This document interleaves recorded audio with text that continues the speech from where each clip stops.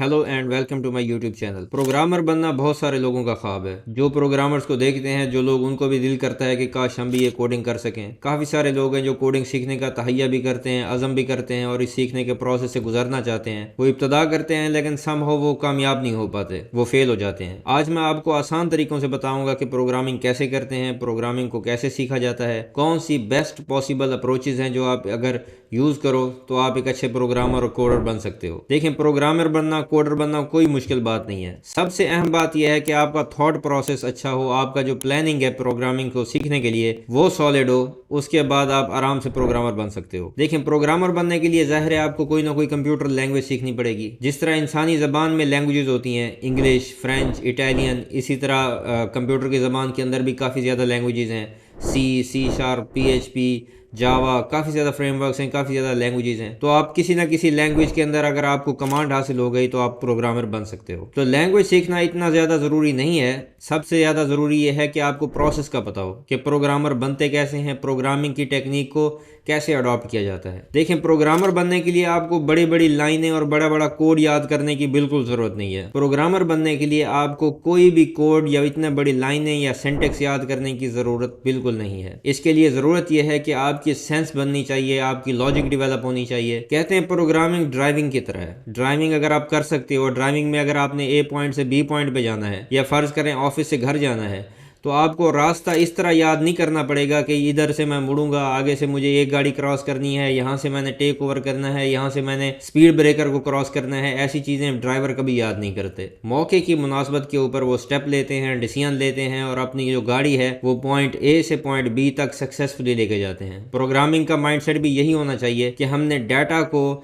एक जगह से दूसरी जगह लेकर जाना है, डाटा को सेव कराना है, डाटा को हमने उठा के वापस पेज के ऊपर शो कराना है। ये बेसिक एक फंडामेंटल चीज़ है प्रोग्रामर बनने के लिए। अगर आपको ये टेक्निक आ गई, अगर आपको डाटा के साथ खेलना आ गया, डाटा को कैसे DB में सेव कराते हैं और DB से उठा के कैसे डाटा शो कराते हैं, इन दो चीज़ों का, दो टेक्निक्स का अगर आपको पता चल गया तो आप एक ज़बरदस्त सक्सेसफुल प्रोग्रामर बन सकते हो। इसके बाद आप जो मर्जी लैंग्वेज सीख लो। इसी तरह अगर आपने बेसिक प्रोग्रामिंग के स्किल सीख लिए और किसी एक लैंग्वेज के अंदर आपने महारत हासिल कर ली, तो आहिस्ता आहिस्ता बाकी लैंग्वेज के अंदर भी आपको महारत आ जाएगी। अब मैं बात करूंगा प्रोग्रामर बनने के लिए बेसिक कौन कौन सी टेक्निक्स हैं, कौन कौन से स्टेप्स हैं जो आपको करने चाहिए। सबसे पहली बात कि लैंग्वेज सिलेक्ट करें, जैसे मैंने कहा। उसके बाद आपने किसी भी इंसान के ऊपर डिपेंडेंट नहीं होना कि मैं फलां सीनियर के पास जाऊंगा, उससे मैं कोड सीखूंगा, उससे मैं कहूंगा कि मुझे ये प्रोग्राम सिखा के दो, मुझे ये फंक्शन लिख के दो। ये उसका भी टाइम वेस्ट करोगे, आप अपना भी टाइम वेस्ट करोगे। ये एक ऐसा प्रोग्रामिंग का प्रोसेस है जिससे आपने अपने आप को खुद गुजारना है। ये अपनी जो थॉट प्रोसेस है, अपने माइंड में ये एक्सरसाइज आपने खुद करनी है। आप गाइडेंस हासिल कर सकते हो सीनियर से। गाइडेंस इस तरह से कि आप उनसे कह सकते हो कि मुझे ये बताएं कि मैं कौन कौन से स्टेप्स करूं, कौन सा प्रोजेक्ट बनाऊं, मिड लेवल का प्रोजेक्ट बनाऊं या मैं बिल्कुल ही छोटे लेवल का प्रोजेक्ट बनाऊं। इस तरह की आप गाइडेंस ले सकते हो। लेकिन अगर आप किसी के पास बैठ जाओ कि मुझे कोड सिखाओ, तो वो एक टाइम ज़ाय करने वाली बात है। दूसरी बात, अगर आपने किसी सीनियर से गाइडेंस ले ली तो आपने उससे ये पूछना है कि मुझे बताएं कि मैं कौन सा प्रोजेक्ट करूं। वो आपकी स्किल सेट, आपकी एबिलिटी, आपकी सलाहियत को देख के आपको कोई टास्क देगा। नेक्स्ट बात यह है कि गूगल करना सीखो। किसी इंसान से पूछने से 1000 दर्जे बेहतर है कि आप गूगल से पूछ लो।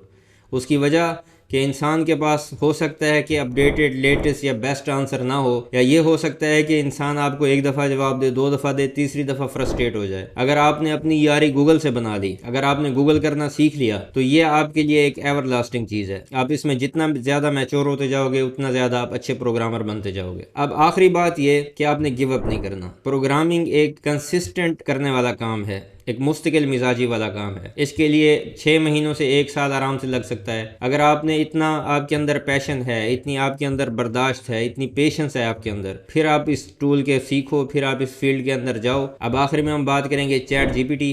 देखिए, चैट GPT AI टूल्स एक ऐसी चीज़ है जिससे काफ़ी प्रोग्रामर्स भी उससे मोहतात हैं कि हो सकता है कि हमारी जॉब चली जाए, और नए लोग भी इससे काफ़ी इस तरह सोचना शुरू हो गए हैं कि आजकल तो AI के टूल्स आ गए, प्रोग्रामर की तो वैसे डिमांड कम होती जा रही है। मैं आपको बताऊं, ऐसी बात हरगिज़ नहीं है। चैट GPT सिर्फ आपको असिस्ट कर सकता है। अगर मैं दूसरे लफ्ज़ों में बताऊं, पहले हम लोग गूगल करते थे, उसमें से डिफरेंट पेजेस को ब्राउज करके हम अपनी जो मतलूबा मालूमात है वो हासिल करते थे। चैट GPT वो मालूमात हमें इंस्टेंट तरीके से दे देता है, या किसी हद तक हमारे कोड को चेक करके, रिव्यू करके थोड़ी सी हमारी हेल्प कर देता है।